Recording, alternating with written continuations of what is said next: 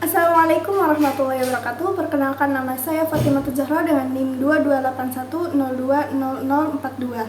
Di sini saya akan menjelaskan tentang PJBL, PBL, dan DBL. Yang pertama yaitu PBL.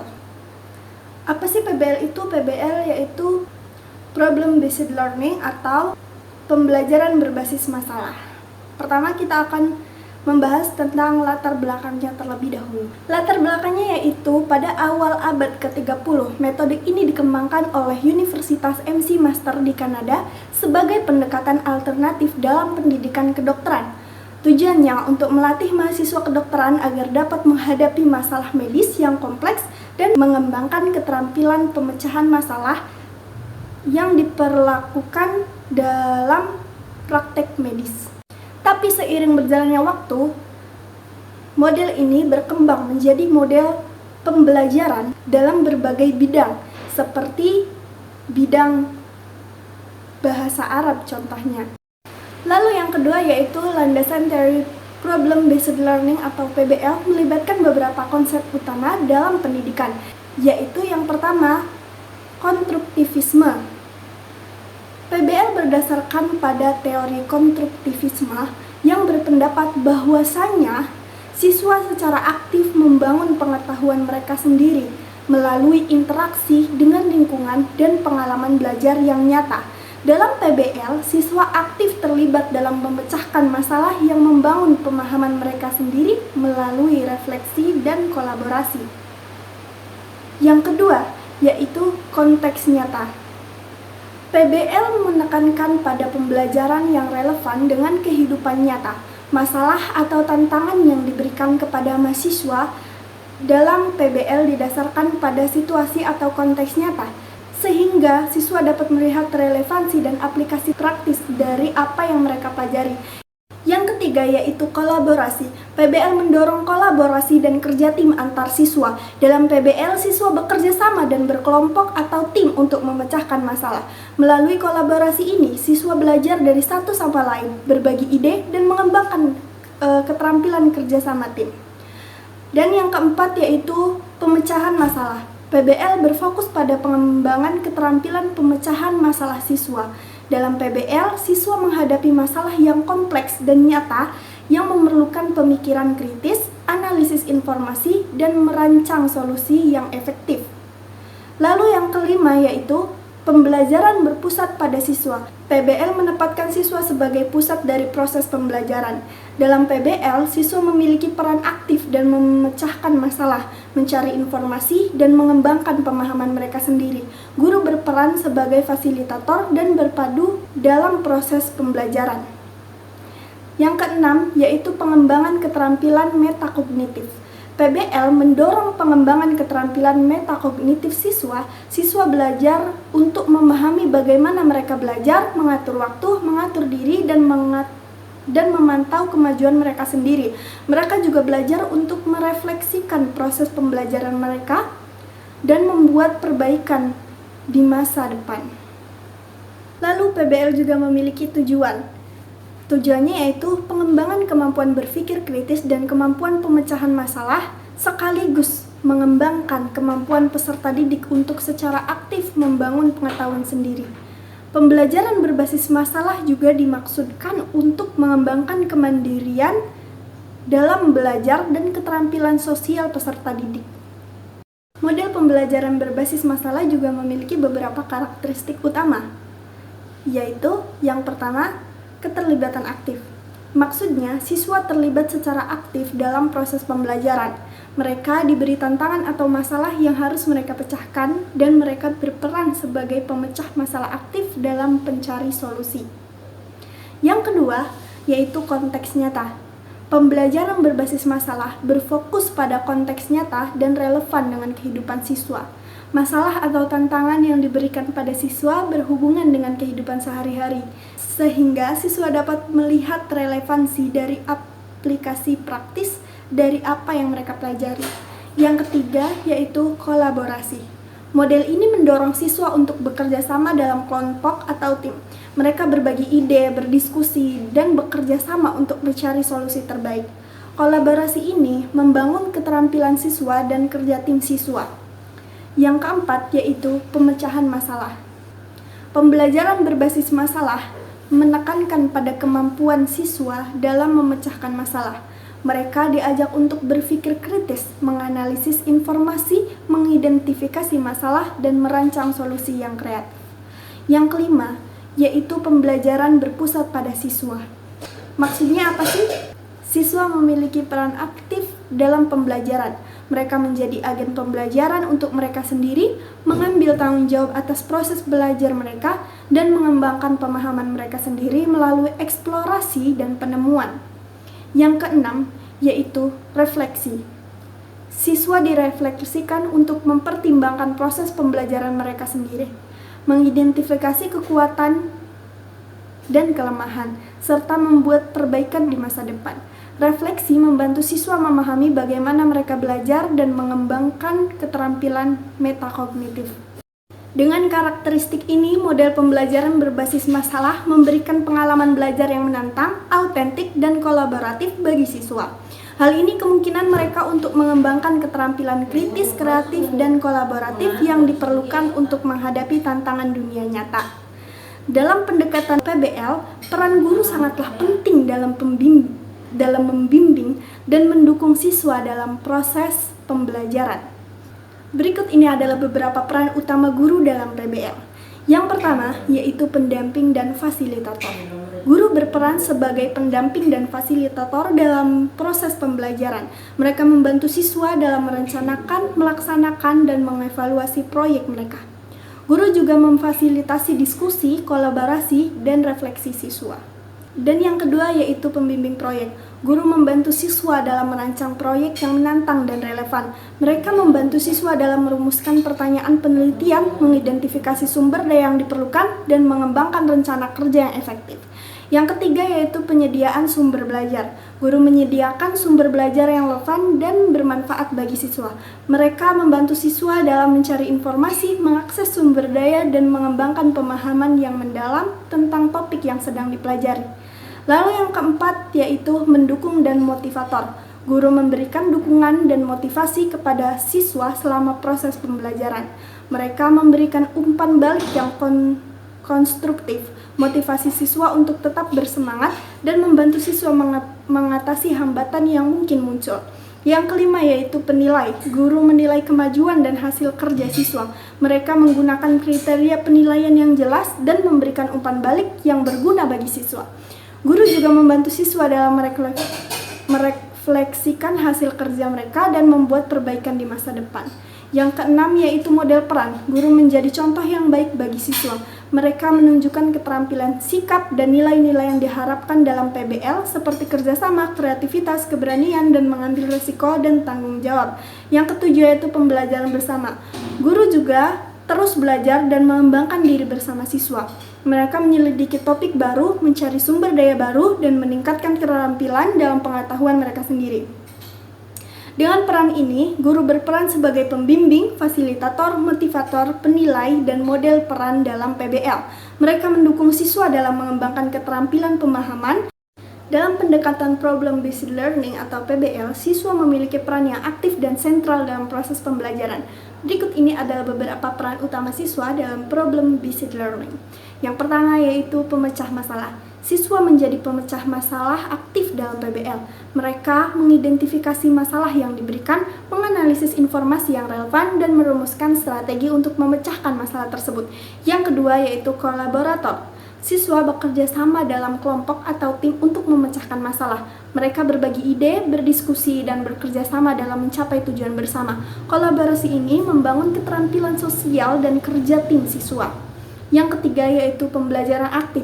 Siswa menjadi agen pembelajaran mereka sendiri dalam PBL. Mereka secara aktif terlibat dalam mencari solusi dan mengajukan pertanyaan, dan mengembangkan pemahaman mereka sendiri melalui eksplorasi dan penemuan.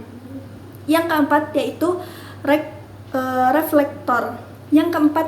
reflektor. Siswa merefleksikan proses pembelajaran mereka dan hasil kerja mereka. Mereka mempertimbangkan apa yang telah mereka pelajari, bagaimana mereka belajar, dan bagaimana mereka dapat meningkatkan kinerja mereka di masa depan. Dengan peran ini, siswa dalam PBL menjadi pemecah masalah, mencari informasi, kolaborator, pembelajar aktif, dan mengambil keputusan, reflektor, dan membuat presentasi. Mereka aktif terlibat dalam pembelajaran mereka sendiri, mengembangkan keterampilan pemecahan masalah, kolaborasi, komunikasi, dan pemikiran kritis yang diperlukan untuk menghadapi tantangan dunia nyata. Sintaks. Selanjutnya yaitu sintaks atau langkah-langkah umum dalam problem based learning atau PBL adalah sebagai berikut. Yang pertama yaitu identifikasi masalah. Guru memperkenalkan masalah atau tantangan yang menarik dan relevan kepada siswa. Masalah tersebut dapat berupa situasi nyata, pertanyaan kompleks, atau skenario yang memerlukan pemecahan. Yang kedua yaitu tim pembelajaran. Siswa dibagi menjadi kelompok-kelompok kecil atau tim untuk bekerja secara kolaboratif dalam memecahkan masalah. Setiap tim biasanya terdiri dari anggota yang memiliki kemampuan dan keahlian yang berbeda. Yang ketiga yaitu penelitian dan eksplorasi. Siswa melakukan penelitian dan eksplorasi untuk memperoleh informasi yang relevan dengan masalah yang dihadapi. Mereka menggunakan sumber daya yang tersedia seperti buku, internet, atau wawancara untuk mendapatkan pemahaman yang lebih dalam tentang masalah tersebut. Pembahasan selanjutnya yaitu mengenai PJBL atau Project Based Learning. Mari kita bahas soal latar belakang Project Based Learning terlebih dahulu. Yang pertama yaitu model pembelajaran dipakai guru belum bisa memfasilitasi siswa untuk mengembangkan kemampuan berpikir kritisnya. Yang kedua yaitu sebagian besar peserta didik memiliki sikap yang manja, maka diperlukan dan dibuatlah model pembelajaran ini. Lalu yang ketiga, peserta didik lebih senang menerima materi. Yang keempat yaitu siswa hanya menerima pembelajaran. Project Based Learning atau PJBL adalah kedekatan atau pendekatan pembelajaran yang menekankan pada proses belajar melalui proyek atau berorientasi pada pemecahan masalah atau tantangan nyata. Landasan teori dari PJBL meliputi beberapa prinsip utama. Yang pertama yaitu konstruktivisme. Teori ini menekankan bahwasanya pengetahuan dibangun oleh siswa melalui pengalaman langsung dan interaksi dengan lingkungan sekitarnya. Dalam PJBL, siswa aktif dalam membangun pemahaman mereka sendiri melalui proyek yang mereka kerjakan. Yang kedua yaitu kolaborasi. PJBL seringkali melibatkan kerja kelompok, di mana siswa bekerja sama untuk menyelesaikan proyek. Melalui kolaborasi ini, siswa dapat belajar dari satu sama lain dan mengembangkan keterampilan kerja sama tim. Selanjutnya yang ketiga yaitu otentisitas. PJBL mendorong penggunaan proyek yang berorientasi pada masalah atau tantangan nyata. Dengan begitu, siswa dapat melihat relevansi dan aplikasi praktis dari apa yang mereka pelajari. Yang keempat yaitu refleksi. Pada akhir proyek, siswa biasanya diminta untuk merefleksikan apa yang mereka pelajari dan bagaimana mereka belajar. Proses refleksi ini penting untuk membantu siswa menginternalisasi pengetahuan dan keterampilan yang mereka peroleh. Yang kelima yaitu fasilitas guru. Dalam PJBL, guru berperan sebagai fasilitator atau mengarahkan dan membantu siswa dalam proses belajar mereka. Guru memberikan bimbingan dan dukungan, tetapi siswa yang mengambil alih tanggung jawab atas pembelajaran mereka sendiri. Dengan demikian, PJBL adalah pendekatan pembelajaran yang aktif, kolaboratif, dan berorientasi pada dunia nyata yang didasarkan pada prinsip-prinsip konstruktivisme, kolaborasi, otentisitas, refleksi, dan fasilitasi guru. Adapun tujuannya yaitu meningkatkan motivasi belajar siswa sehingga tercipta pembelajaran mandiri yang kolaboratif, inovatif, unik, dan berfokus pada pemecahan masalah yang berhubungan dengan kehidupan sehari-hari. Kegiatan belajar aktif dan melibatkan proyek tidak semuanya disebut sebagai PJBL. Beberapa kriteria harus dimiliki untuk dapat menentukan sebuah pembelajaran sebagai bentuk PJBL. 5 kriteria suatu pembelajaran merupakan PJBL adalah sentralitas, mengarahkan pertanyaan, penyelidikan konstruktivisme, otonomi, dan realistis. Yang pertama yaitu the project are central, not peripheral to the curriculum. Kriteria ini memiliki 2 korelasi. Pertama, proyek merupakan kurikulum. Pada PJBL, proyek merupakan inti strategi mengajar. Siswa berkutat dan belajar konsep inti materi melalui proyek. Yang kedua yaitu keterpusatan yang berarti jika siswa belajar sesuatu di luar kurikulum maka tidaklah dikategorikan sebagai PJBL. Lalu poin yang kedua yaitu proyek PJBL difokuskan pada pertanyaan atau problem yang mendorong siswa mempelajari konsep-konsep dan prinsip-prinsip inti atau pokok dari mata pembelajaran. Definisi proyek bagi siswa harus dibuat sedemikian rupa agar terjalin hubungan antara aktivitas dan pengetahuan konseptual yang melatarinya. Proyek biasanya dilakukan dengan pengajuan pertanyaan yang belum bisa dipastikan jawabannya. Proyek dalam PJBL dapat dirancang secara tematik atau gabungan topik-topik dari 2 atau lebih mata pelajaran.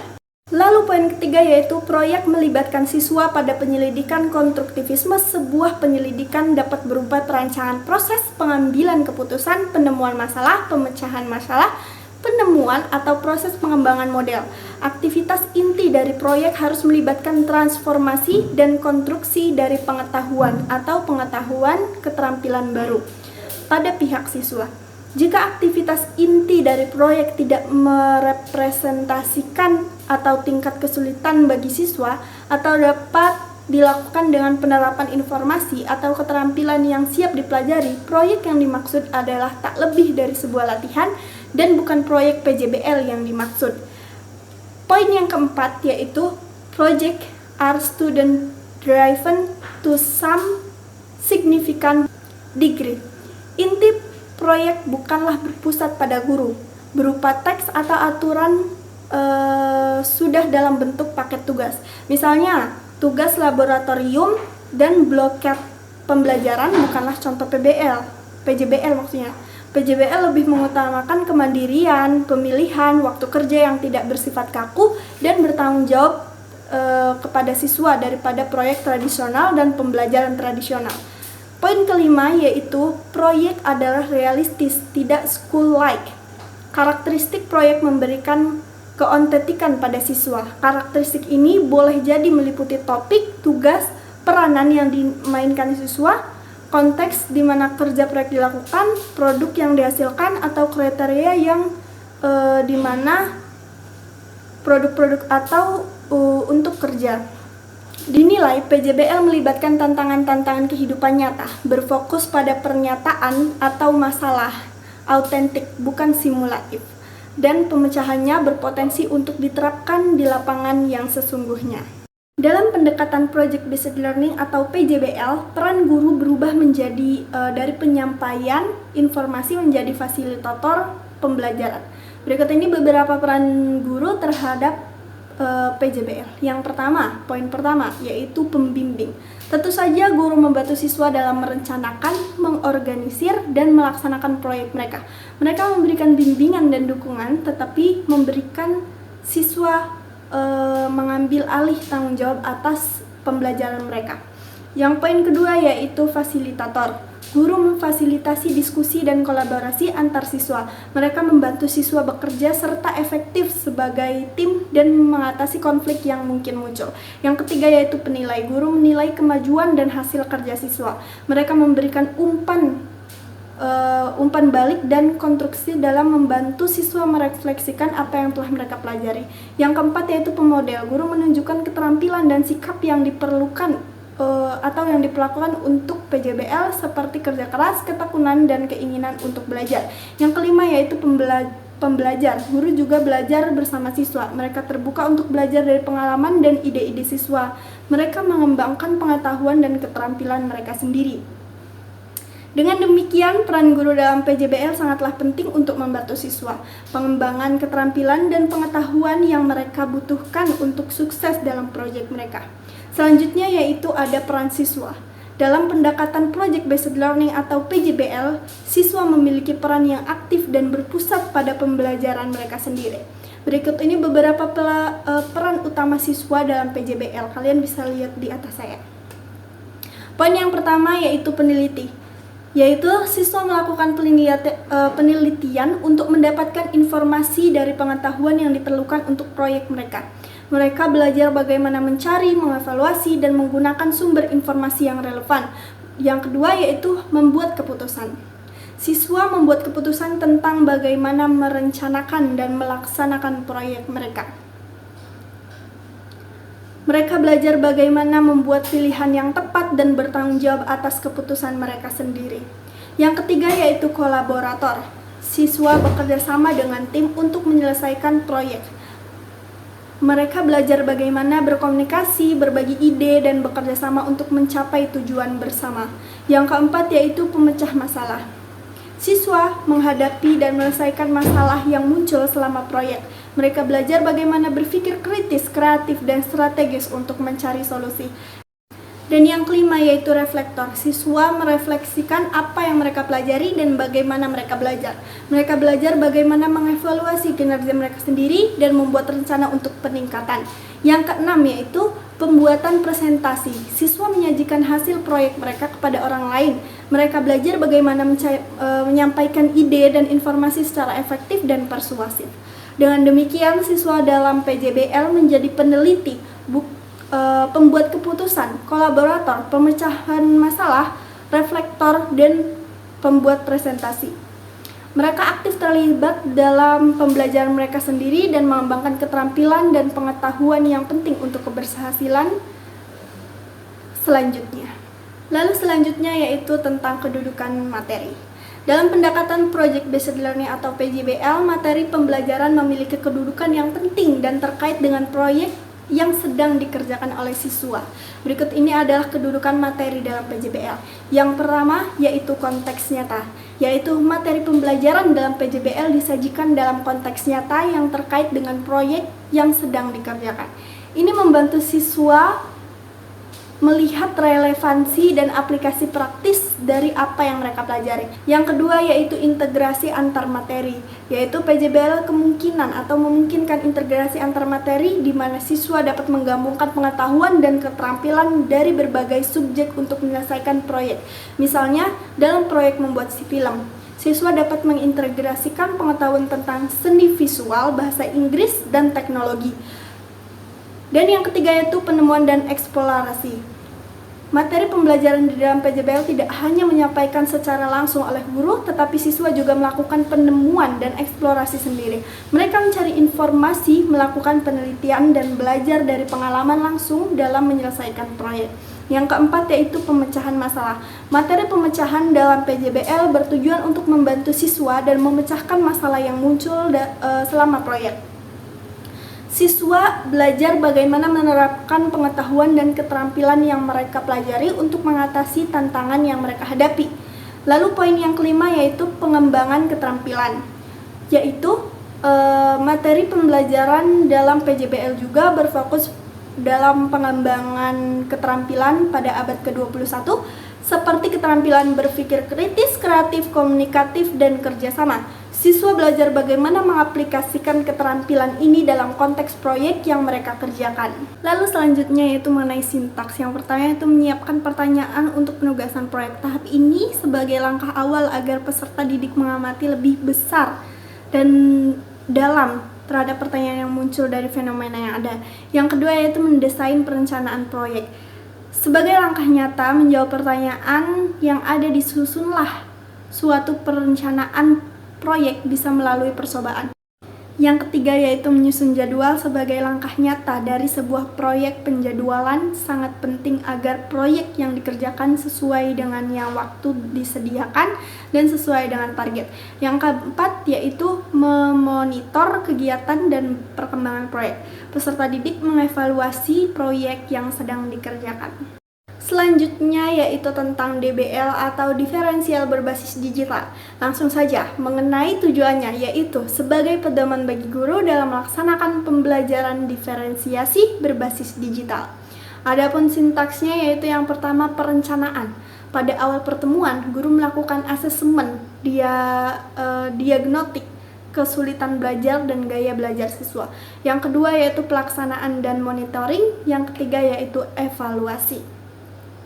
Karakteristik diferensial berbasis digital merujuk pada beberapa individual dalam penggunaan dan pemanfaatan teknologi digital.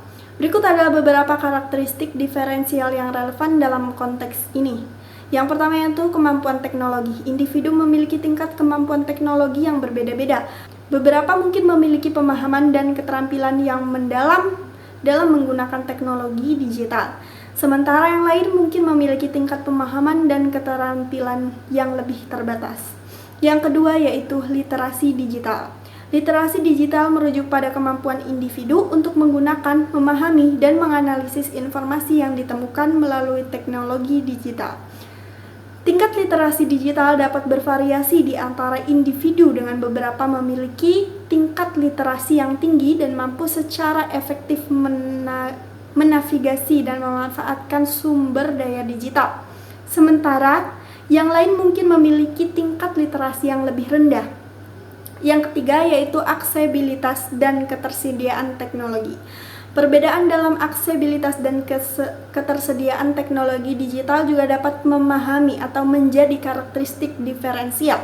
Beberapa individu mungkin memiliki akses yang luas ke perangkat dan koneksi internet yang berkualitas, sementara yang lain mungkin memiliki keterbatasan aksesibilitas atau ketersediaan teknologi. Lalu poin yang keempat yaitu motivasi dan minat. Tingkat motivasi dan minat dalam menggunakan teknologi digital juga dapat bervariasi di antara individu. Beberapa mungkin memiliki motivasi yang tinggi dan minat yang kuat dalam menjelajahi dan memanfaatkan teknologi digital, sementara yang lain mungkin memiliki minat yang lebih rendah untuk kurang termotivasi atau menggunakan teknologi tersebut. Yang kelima yaitu kemampuan adaptasi. Kemampuan individu untuk mengadaptasi atau beradaptasi dengan cepat terhadap perubahan teknologi juga dapat menjadi karakteristik diferensial. Beberapa individu mungkin lebih mudah menghadapi atau beradaptasi dengan perkembangan teknologi dan dapat dengan cepat menguasai alat-alat dan aplikasi baru.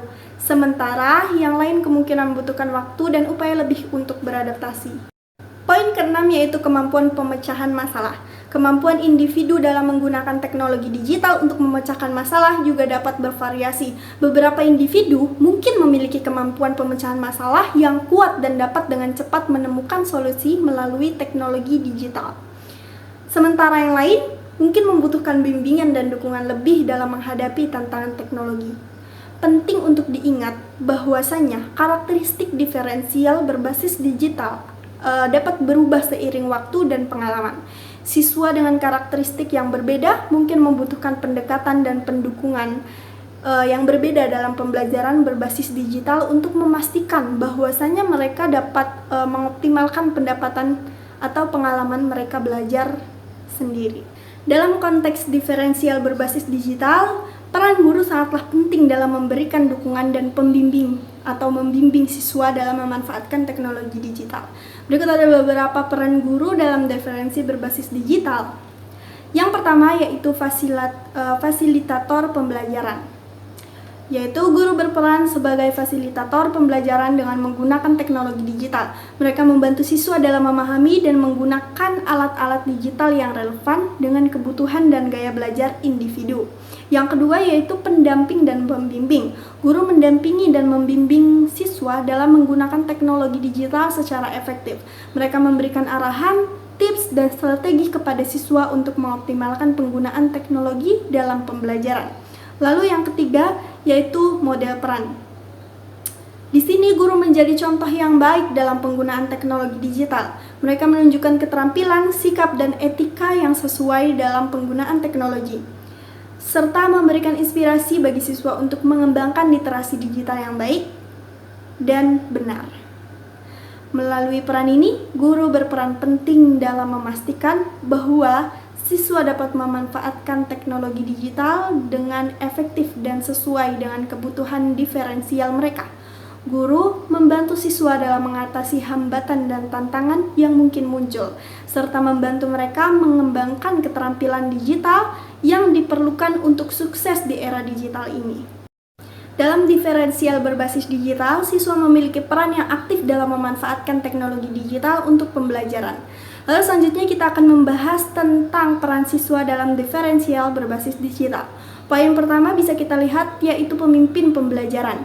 Di sini siswa menjadi pemimpin dalam penggunaan teknologi digital untuk pembelajaran. Mereka dapat mengambil dan mencari sumber daya digital yang relevan menggunakan alat-alat digital dan pengembangan keterampilan digital yang diperlukan. Lalu poin yang kedua kita bisa lihat yaitu pemikir kritis. Di sini siswa menggunakan teknologi digital untuk mengembangkan keterampilan pemikiran kritis mereka. Mereka menganalisis informasi yang ditemukan melalui teknologi digital dan mengevaluasi keadaan serta kebenaran sumber. Dan juga mengidentifikasi sudut pandang yang berbeda dalam topik yang sedang dipelajari. Dalam diferensial berbasis digital, siswa memiliki peran aktif dalam memanfaatkan teknologi digital untuk pembelajaran. Mereka mengambil tanggung jawab atas pembelajaran mereka sendiri, menggunakan alat-alat digital dengan kreativitas dan pengembangan keterampilan digital yang diperlukan untuk sukses dalam era digital ini. Dalam diferensial berbasis digital, kedudukan materi memiliki peran yang sangat penting dalam mendukung pembelajaran yang disesuaikan dengan kebutuhan dan preferensi siswa. Mari kita bahas tentang kedudukan materi. Yang pertama yaitu fleksibilitas. Di sini, materi pembelajaran dalam diferensial berbasis digital harus dapat disesuaikan dengan siswa atau dengan kebutuhan siswa. Ini berarti materi harus dapat diakses dan digunakan dengan fleksibilitas melalui berbagai perangkat dan platform digital. Yang kedua yaitu aksesibilitas. Materi pembelajaran harus mudah dan mudah diakses oleh mereka, termasuk yang memiliki keterbatasan fisik atau aksesibilitas lainnya. Materi harus dapat diakses melalui berbagai perangkat dan platform digital dan harus mempertimbangkan aksesibilitas dan ramah bagi semua pengguna. Dengan kedudukan materi yang tepat dalam diferensial berbasis digital, siswa dapat mengakses dan memanfaatkan materi pembelajaran dengan cara yang sesuai dengan kebutuhan dan preferensi mereka. Hal ini mendukung pembelajaran yang profesional, adaptif, dan efektif dalam lingkungan digital.